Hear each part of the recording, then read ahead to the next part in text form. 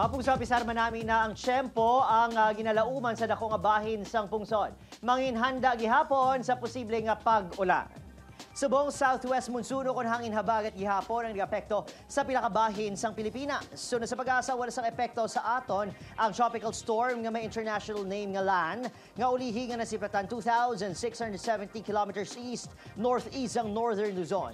Manubo man ang tsansa main bagyo ang cloud cluster o kun grupo sa panganod sa nasidlangan nga bahin sang Mindanao. Diri sa aton sa Western Visayas, base datos sa Metro Weather, pinakabahin sang Capiz, Iloilo, Guimaras, kag Negros Occidental ang maka-experience sa mga pag-ulan subong hapon.